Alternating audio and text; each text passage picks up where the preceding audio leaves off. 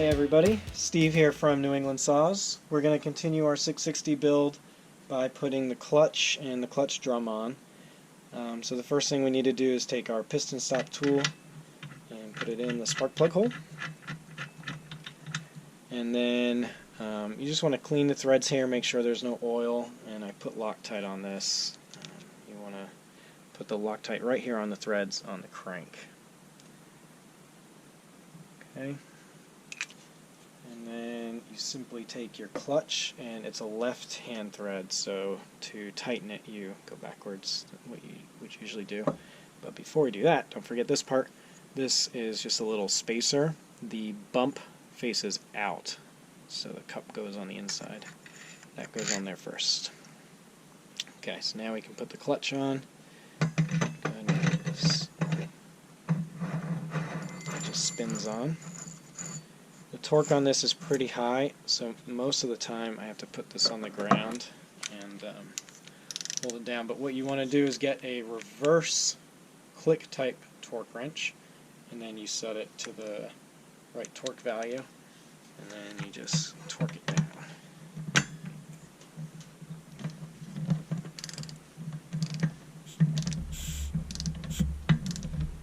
It's quite a heavy torque here, so let's see if I can just do it while it's on the bench. There you go.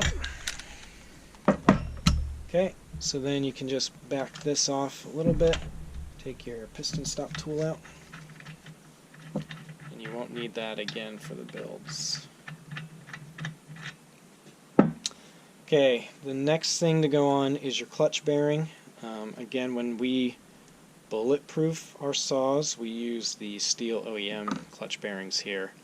This is like a major wear item, and we just found like the housing and the bearings are a little bit better than the Farmertec ones that come in the kit. Okay, so that clutch bearing gets a dab of grease and then goes on the shaft here. Then you can take your clutch drum and just make sure these are nice and clean. On the drum itself, there's this little notch right here. So that notch is actually for the oil pump. Remember, it had that little finger on there. And so what you want to do is look down in here, find where that is. And oh, and by the way, you need to pull your brake band back all the way so you can get this down. And then find where your little finger is, and you want to try your best to get this closely aligned while you push it down. And sometimes if you have issues, it's because this brake band isn't seated quite properly. So sometimes you have to just operate it 1 or 2 times to get it to fold up out of the way. But you should be able to just get it to go in here. Let's see. Okay, that's it. And then you want to put on your sprocket, and then this little washer,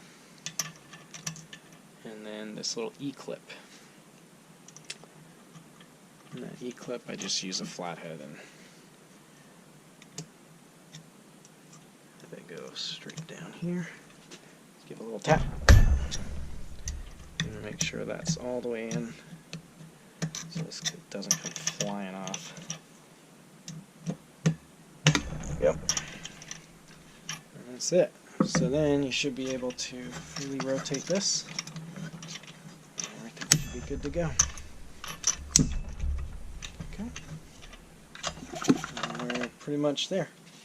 So that's your clutch and your clutch drum installed.